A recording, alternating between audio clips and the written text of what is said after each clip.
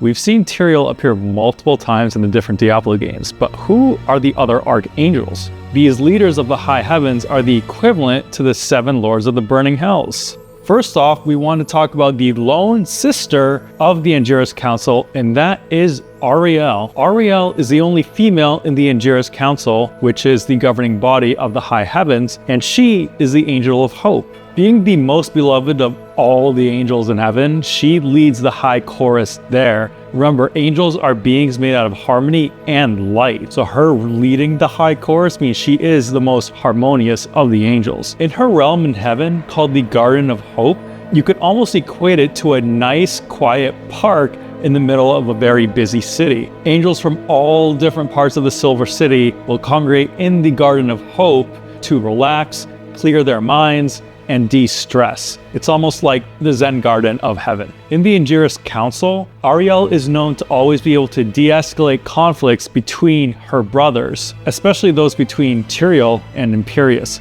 Those two are like oil and water and are always in conflict with one another. For her to be able to calm down those two, it just goes to show her level of patience and benevolence. Now, that's not to say that Auriel is a passive angel. She very much is aware that she lives in a broken universe and conflict is unavoidable. In battle against the demons of hell, she uses a long cord around her neck, which is made of purifying light and runes that when she wraps it around her comrades, it clears their mind and heals them of all wounds. And on the demons, she can use it as a weapon to wrap around them and burn them with righteous fire. The one and only time that we see Auriel in the games is in Diablo 3, where her gardens become infested with Diablo's legions and their hell portals. Now, Auriel, being the manifestation of one of Anu's virtues, which is hope, when she is absent, that hope becomes absent within the angels of the high heavens. This is seen when we encounter her in Diablo 3, where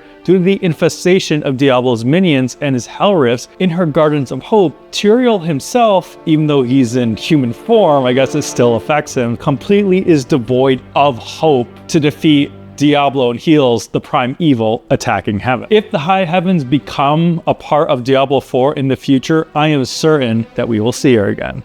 Next up of the angels is the archangel that is closest to his sister Auriel, and that is Itherael, the archangel of fate. Now, the angels all believe in fate or destiny. In other words, that all things that are going to happen have already been written, and all events in the future and in history were predestined. Itherael is known as the only angel in the high heavens that is able to read and interpret the esoteric scrolls of fate. You can directly compare him to the Sisters of Fate in Greek and Roman mythology, but instead of a thread of fate that the sisters read off of, Itherael gets his predictions from a mystical artifact called Talizar, the Scroll of Fate. Almost like a magic 8-ball, the scroll is 1 page long, but depending on the answers that Itherael speaks, the predictions will be written out as so. Now, Itherael's domain in the high heavens is called the Library of Fate, and this library is adorned with a bunch of different shattered crystals. These crystals appear to be fragments of the Crystal Arch, which is believed to be the original Anu's spine. With the crystals being fragments of the all-knowing Anu, it is no surprise then that the crystals will at times conflict with the visions and information provided to Itherael, who at times does appear indecisive because the predictions he makes aren't always accurate. Now, although Itherael is completely dedicated to the High Councils, he keeps the predictions he gets from his scrolls and the crystals within his library close to his chest, as his brother Imperius, the Archangel of Valor, who leads Heaven's armies, constantly asks him what the outcome of the eternal conflict between the heavens and hells will be, to which he never answers. The one time we do meet Itherael in the games is again in Diablo 3, when we go to high heavens. At the time, Rakanoth, one of Diablo's lieutenants, captures Itherael and holds the Library of Fate hostage, which we then defeat him and free it from. Now, one thing to note about Auriel and Itherael, these two are very close and they're very intrigued by the Nephilim, or humanity in Sanctuary. Auriel sees the hope of all things, including the potential of man, and Itherael, through his scrolls of fate, they cannot see any visions or make any predictions on the outcome of their actions, because since humanity and the Nephilim didn't originate at the beginning of the creation of the high heavens and the burning hells, and are something else entirely, his scroll of fate shows him nothing. Now, because of this, back during the Sin War, when Sanctuary was first discovered by the high heavens, the 5 archangels made a vote as to what should happen to man, the Nephilim, and Sanctuary. Itherael and Auriel, due to 1, the hope of mankind being good, and Itherael's curiosity and not be able to predict their actions and destinies, voted for the preservation of humanity.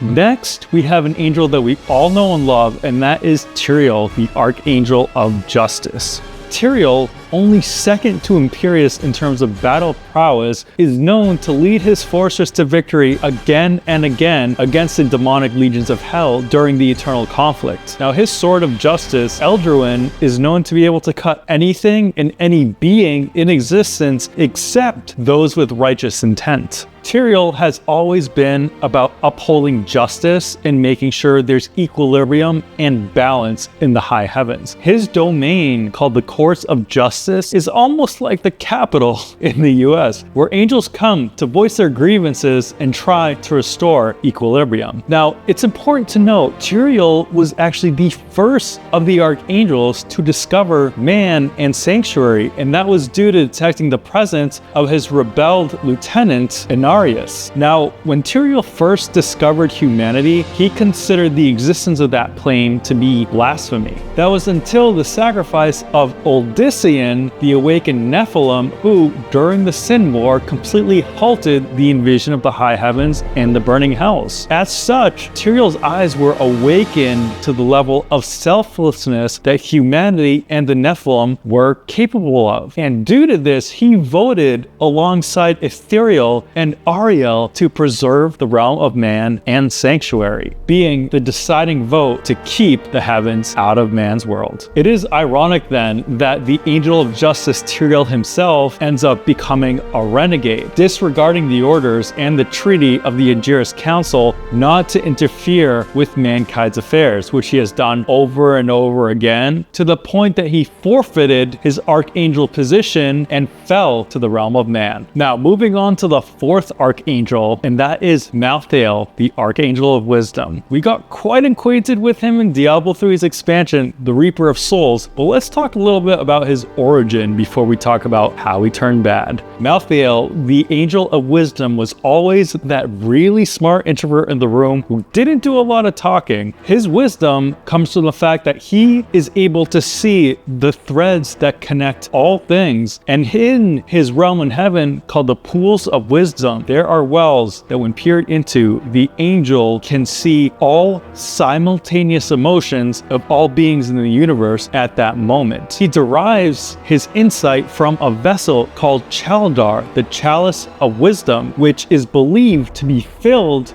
from those pools in the Pools of Wisdom. Now, it is said that upon Sanctuary's creation, Malthael's mood seriously fouled. Although he is an intellect and an introvert who doesn't say much, when he does speak in the Aegirus Council, all pause to listen. And although he is slow to anger, he is quite the combatant in the eternal conflict, known to be able to deflect enemy attacks with the slightest use of force. Now, it is troubling to hear that when the World Stone was destroyed by Tyrael's doing, Malthael disappeared completely from the high heavens until the end of Diablo 3, where he arose in Sanctuary, not as the Angel of Wisdom, but as the Angel of Death. What bothered him about humanity and the Nephilim is that he saw the half-demonic portion in them and considered them as impure. Also, being the Angel of Wisdom, he knew the machinations of the burning hells and that they wanted to use the Nephilim to gain an advantage over the high heavens. Upon attacking Sanctuary and stealing the Black Soul Stone, Malthael, now the Angel of Death,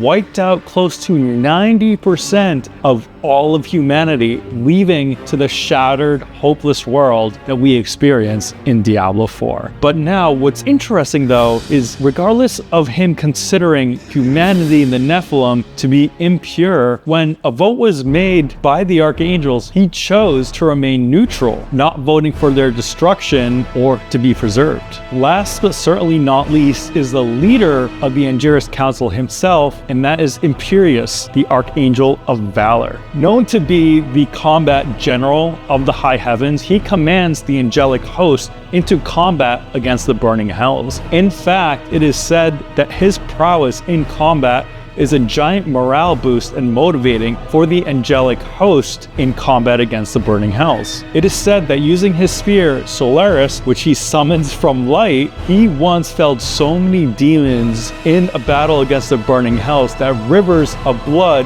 flowed through all 7 of their domains. Imperius' sanctum in heaven is called the Halls of Valor, where he strategizes for future battles against the burning hells and trains his warriors for battle readiness. Also, his hall is adorned with his myriad of different trophies attained during conflicts against the burning hells. When it comes to attacks, he's known to spearhead the attack and the defense of the high heavens, always being the first to meet his opponents in front of the diamond gates. Now, during the vote of whether or not Sanctuary should be preserved and left alone, Imperius was the only one of the 5 angels that chose to destroy Sanctuary. As a result of this treaty, both the heavens and the hells paused the eternal conflict. And as such, due to the fact that Imperius' entire identity was commanding the warrior host of angels, he grew to be quite arrogant and almost a tyrant in enforcing legality, which is why he came down so hard on Tyrael for his involvement in protecting Sanctuary. Now, an interesting tidbit about Imperius. There are rumors that say that Imperius was supposed to be the original nemesis in Reaper of Souls and not Malthael. So although the Nephilim helped defeat the prime evil in heavens, he blames them and Tyrael for allowing Diablo to invade the heavens in the first place. For it was the Nephilim that helped craft the Soulstone, trap all 7 souls of the Lords of Hell, and then awaken Diablo as the primeval in his daughter, Leah. That's it for this video, guys. Thank you so much for tuning in. If you enjoy videos like these, please consider subscribing, liking, and commenting with your thoughts. Thank you.